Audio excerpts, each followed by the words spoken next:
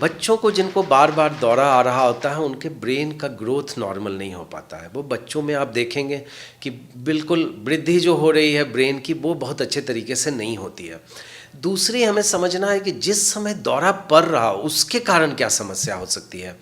इतना ज़ोर से दौरा कुछ लोगों को पड़ता है कि कंधा का वहाँ से अपने जगह से हिल जाता है, जीभ कट जाता है। आप अचानक बेहोशी के कारण गिरेंगे तो आपको कहीं पे भी सर में, हाथ में, पैर में चोट लग सकता है, दांत टूट सकता है। तो ये एक हुआ कि जो आपको अचानक दौरा पड़ा, आप रोड क्रॉस कर रहे हैं, आपको दौरा पड़ गया तो लाइफ थ्रेटनिंग सिचुएशन भी हो सकता है कि जीवन को भी खतरा है। दूसरा क्या है कि जो दौरा पड़ रहा हो जिस समय भी, उस समय कुछ मरीज के रिश्तेदार इस तरह का काम कर देते हैं जिसके कारण खतरा होता है। जैसे मुंह में उंगली डालने लग जाएंगे तो रिश्तेदार की ही उंगली कटने का चांस होता है। चम्मच डालने लग जाते हैं या लोहे की कोई चीज़ डाल के मुंह खोलना चाहते हैं तो दांत टूटने का चांस होता है। नाक बंद करने की कोशिश और मुंह बंद करने की कोशिश लोग करने लगते हैं मिर्गी के समय, उससे ब्रेन में ऑक्सीजन की कमी होने से भी ब्रेन को डैमेज हो सकता है दौरा के समय। एक अहम सवाल जो इस वीडियो में पूछना ये ज़रूरी हो गया है कि जैसे आपने अभी खुद बताया कि मिर्गी का दौरा आने पर लोग किस किस तरीके की चीज़ें करने लगते हैं, तो एक व्यक्ति को या उसके परिजनों को कब ये समझ लेना चाहिए कि डॉक्टर से संपर्क करने की ज़रूरत है? बिल्कुल, मिर्गी में तो यदि आपको कभी भी एक बार भी मिर्गी आई तो आपको डॉक्टर के पास जाने की ज़रूरत है उसी समय।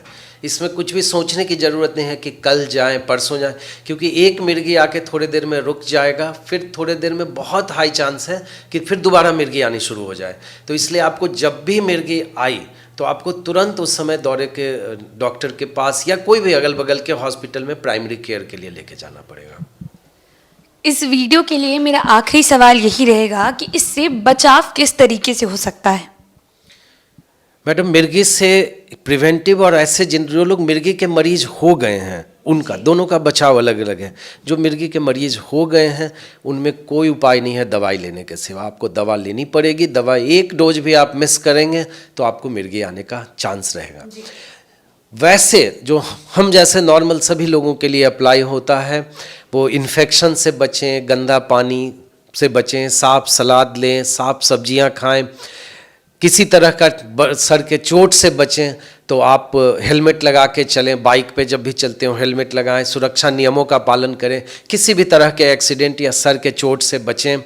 और छोटे बच्चों में खास करके जो जन्म लेते हुए बच्चे जिस समय होते हैं उनको किसी भी तरह के ऑक्सीजन के कमी से बचाएं। तो डिलीवरी जो होती है वो हॉस्पिटल डिलीवरी हो, proper under gynaecologist and paediatrician, बच्चों के डॉक्टर और जो गायनेकोलॉजिस्ट हैं उनके देख रेख में यह डिलीवरी हो, ताकि बच्चे को जन्म के समय ऑक्सीजन के कमी से बचाया जा सके।